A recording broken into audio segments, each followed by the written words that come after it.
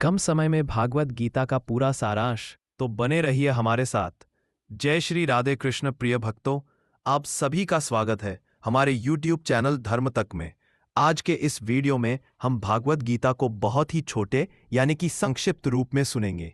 अगर आपको हमारा ये प्रयास पसंद आए तो हमारे YouTube चैनल धर्म तक को सब्सक्राइब करें और वीडियो शेयर करना ना भूलें, जिससे आपके और आपके परिवार में सभी सुखी रहे और उन पर श्री कृष्ण की कृपा बनी रहे। तो चलिए शुरू करते हैं। भगवद गीता का महत्व। भगवद गीता केवल एक धार्मिक ग्रंथ नहीं है, बल्कि यह जीवन का दर्शन है। यह हमें धर्म, कर्तव्य, आत्मा, मोक्ष, भक्ति और ज्ञान का सार बताती है। गीता के 18 अध्यायों में भगवान श्री कृष्ण ने अर्जुन को जो उपदेश दिया वह आज भी उतना ही प्रासंगिक है जितना उस समय था। भाग 1, आत्मा अजर अमर है। आत्मा का ज्ञान। श्लोक, न जायते मृत्यु व कदाचित। अध्याय 2, श्लोक 20। भगवान श्री कृष्ण ने बताया कि आत्मा न तो जन्म लेती है न ही मरती है। शरीर मरता है, आत्मा अमर होती है।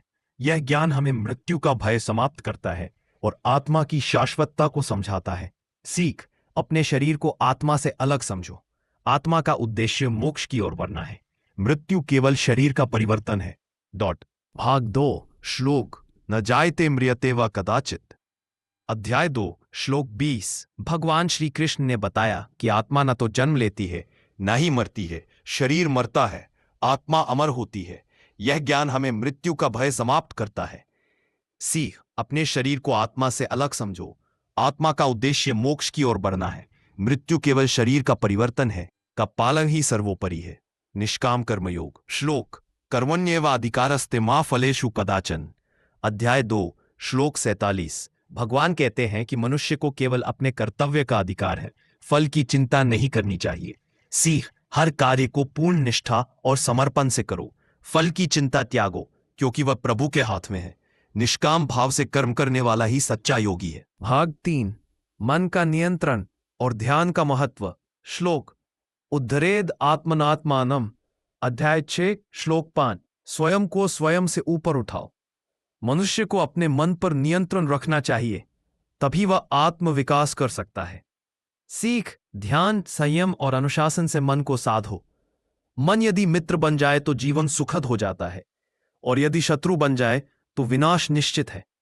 आत्मा का कल्याण अपने हाथ में है। भाग 4, सच्ची भक्ति और ईश्वर में पूर्ण विश्वास।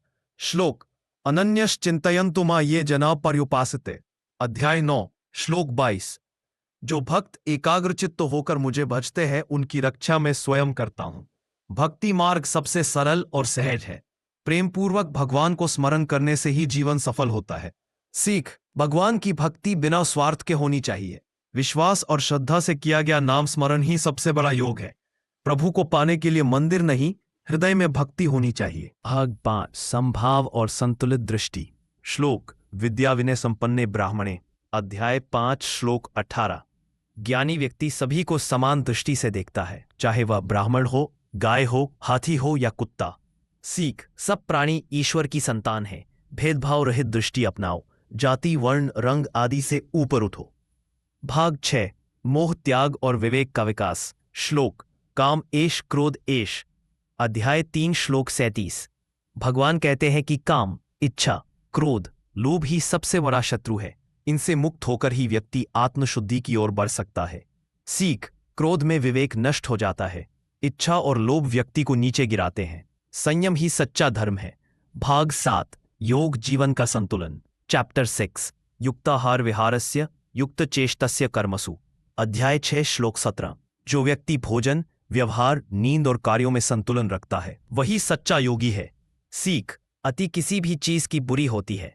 संतुलित जीवन ही स्वस्थ जीवन है। योग केवल आसन नहीं, विचारों का संतुलन भी है।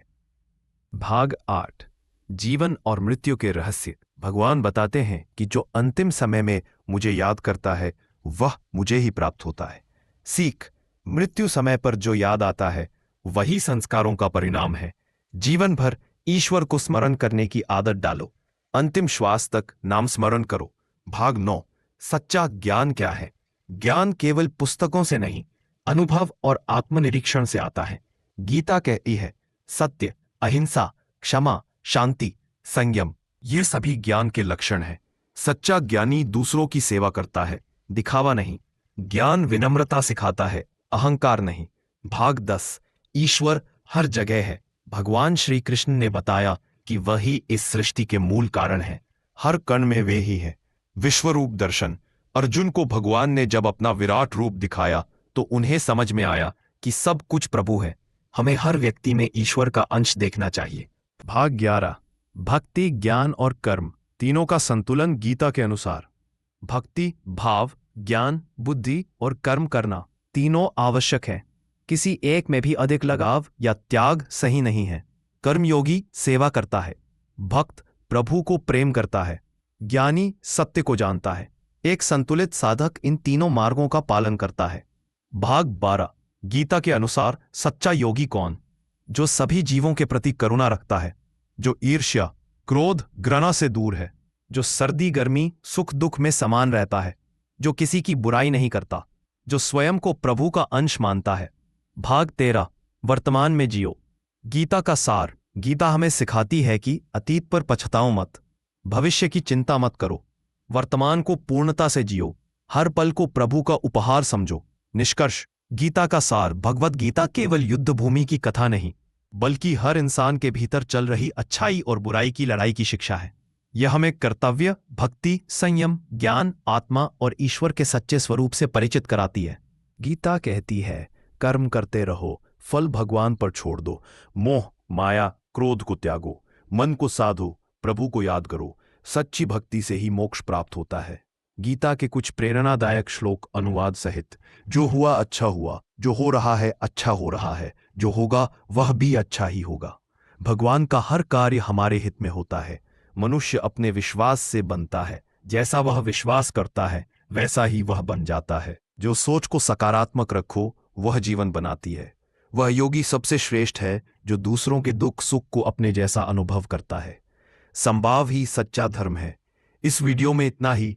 जय श्री राधे कृष्ण। चैनल को सब्सक्राइब करना न भूलें।